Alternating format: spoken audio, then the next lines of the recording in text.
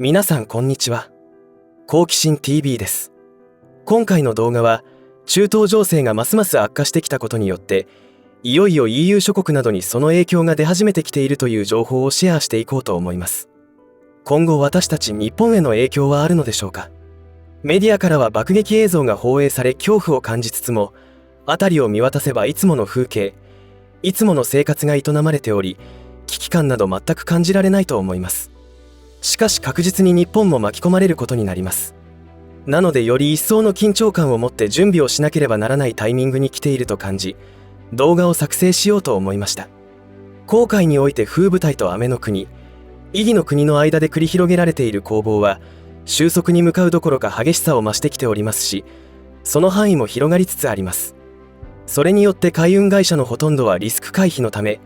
アフリカの西側を通る航路に切り替えたことで、航海は実質的な海上封鎖と言っていい状態になりました。航海とスエズ運河を結ぶ航路を通る貨物量は全体の 10% 程度ですが、その影響は想像以上に大きくなりそうです。いよいよ備蓄のラストスパートが必要になってきていることを感じています。やったことを後悔するよりもやらなかったことを後悔しないようにするためにも、ぜひ最後までご視聴いただき準備を整えてください。このチャンネルでは自分や家族の身を守るためにできることや、日本人がこれ以上騙されることがないようにするための情報を発信しています。チャンネル登録がお済みでない方はぜひチャンネル登録をお願いします。さて、今世界中で起きている多くの問題について、私が身の危険を感じていることを前の動画でリストアップしましたが、その一つを取り上げていろいろなオプション、可能性を考えていくと、さらに幾通りもの懸念材料が浮上してきます。それが今現在は複数個が同時進行しておりますので、かなりの危機的状況になっていると思います。そんな中、また隣の赤い国のウイグル地区で大きな地震が発生し、とんでもない被害が出ているそうです。その原因は核実験だとかダムの作りすぎによる悪影響だとか諸説ありますが、マグニチュード7クラスの地震の頻度が世界レベルで高くなってきているようにも感じられます。自然災害のリスクも考えると疲れてきてしまいますよね。ただ、経済ショックや戦争、そして自然災害に対する対策は共通する部分がかなりありますので、その点はコスト的にも助かるところだと思います。日本のメディアでも取り上げている風部隊との武力衝突やガザガザ地区の戦闘映像を出先のテレビで見ましたが、本当にゾッとする光景だと思います。私はそれらの状況を映像で見ることを避けており、世界で起きていることを考えるときにはほぼイメージで考察しているのですが、たまに見る映像からのインパクトは激しく、これを日常的に見ているにもかかわらず危機感を感じることもなく、さらには備蓄をしていない人がいるということに驚いてしまいます。いつでも食料を手に入れることができる現代において、私たち日本人に食料危機が襲い、飢えに苦しむなんてことは想像できないのは仕方のないことかもしれませんが、ググれば簡単に情報を得られる環境にいながら危機感をみじんも感じられないというのは一体何なんでしょうか。まあ、それは今更よしとして、今航海のバベデブ海峡が実質的な封鎖となりました。機雷こそ設置されていませんが、毎日高速ボートが現れて襲撃があるような状況では、船会社が危険回避することは当然だと思います。よって今はインド洋方面から EU 諸国に向かう船舶の航路がアフリカの西側を通るルートに変更されました。この影響が EU 諸国にも隣の赤い国にも出てきています。迂回ルートを使うことによって起きてきている悪影響とは、1、運賃が4倍前後に高騰。2、海上保険の掛け金が高騰。3、輸送日数が増加。4、物流システムが混乱。ということが起きています。また、これらの悪影響に伴って起きている影響については後ほど触れることとして、まず1の運賃については、例えば1月21日時点で上海から英国へ向かう40フィートのコンテナ運賃は、前週の2400ドルから1万ドルまで一気に4倍にも上がったそうですし、そのコストアップは荷主の収益にも大きく影響しますので、キャンセルが出たりと混乱が起きています。2の保険についても同様で、保険にはリスク期間というものが設定されておりますが、それが24時間常にリスクがあるという設定での保険料算出となるので、これも高騰要件になっています。3の輸送日数は西アフリカ経由になることで、およそ4週間も輸送日数が余分にかかることになります。それによって荷主の販売機会損失や製造業への影響が起きてきます。このことはすでに問題が表面化しておりますので、リストアップすると、1、ハンガリーのスズキ自動車は1週間の工場停止。2、テスラーのドイツ工場で2週間の工場停止予定。3、ボルボのベルギー工場で3日間の工場停止などが起きており、隣の赤い国においては発注者側からのキャンセルが相次ぎ、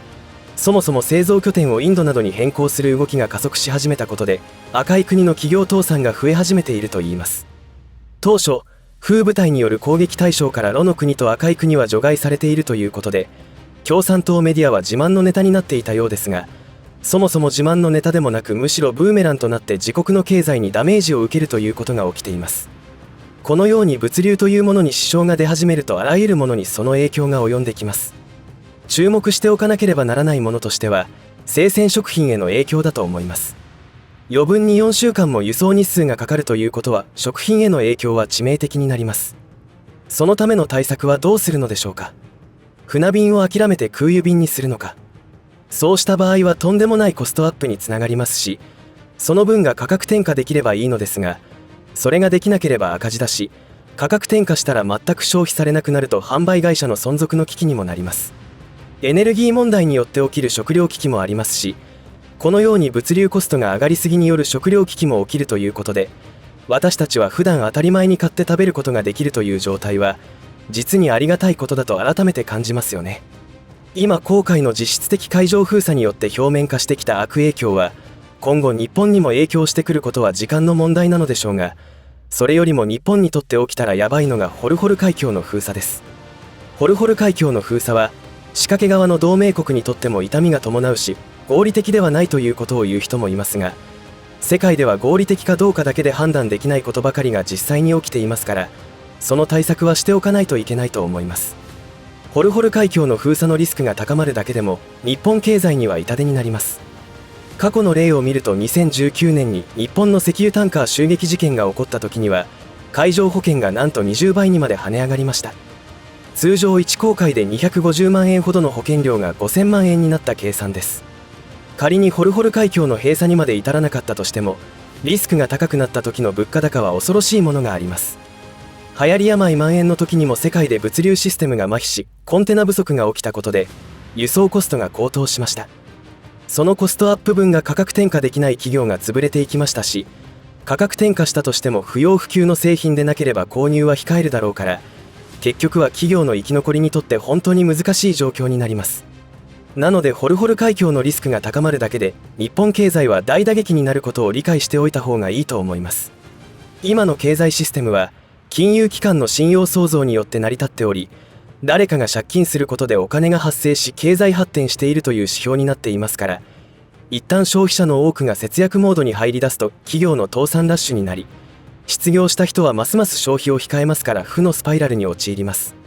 一度そうなるともはや誰にも止められないということになります。いつも注目すべきだと言っている隣の赤い国の内情がまさにそのようになっていて、いつ国家破綻が起きてもおかしくない状況なのです。いつも言っていることですが、 GDP 世界第1位と第2位の国がそんな状態になっているということは、そもそもの経済システムがおかしいのではないでしょうか。そうは言っても今更経済システムの変更はできませんし、どちらかというと崩壊しつつあるわけですから、誰も経験したことがないような試練が待ち構えていると言えそうです。それでも地球はいつも通りに朝を迎え、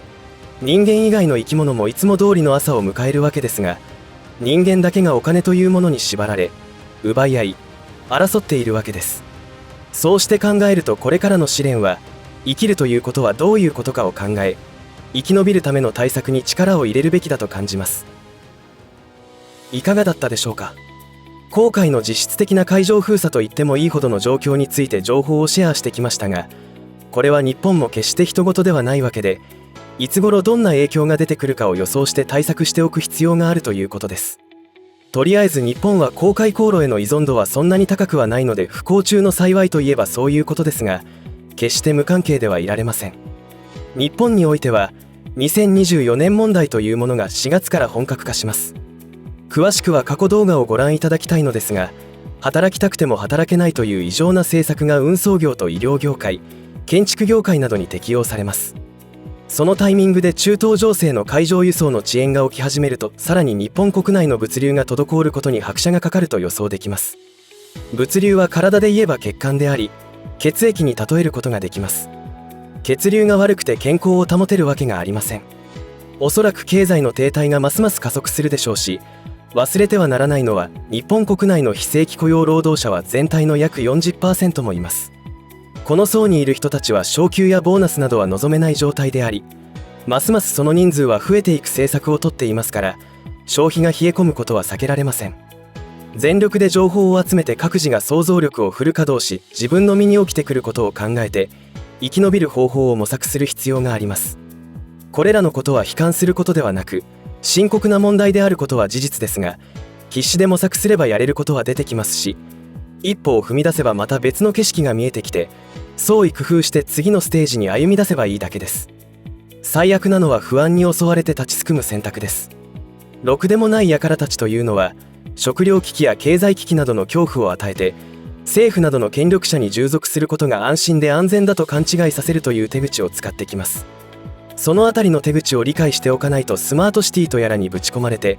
あれを強要されながら計画的に抹消されていく運命をたどることになります。今私たちにできることは、自然災害や経済ショック、食糧危機などどれにも対応ができるように食料備蓄と日用品の備蓄、水の備蓄をして備えることです。そして人類はおぞましい計画の中で騙され続けてきたということに一人でも多く、そして一日も早く気がつくことです。そのことは全員である必要は全くなく、ごく一部の人たちで大きな変化がもたらされるそうです。きっと明るい未来が待っています。敵は己の中にある恐怖、不安ではないかと思っています。リスクに対して対策することは心配性でもネガティブ発想でもありません。心がどこに向いているか次第だと思っています。ぜひ共に生き延びていきましょう。最後までお付き合いありがとうございました。以上で今回の話は終わりとしますが、皆さんの応援が次の動画作成の力になりますので、いいねボタン、チャンネル登録、通知設定をオンにしていただけると嬉しいです。また、コメント欄へのご意見、ご感想の書き込みもいただけたら励みになります。最後までご視聴ありがとうございました。好奇心 TV でした。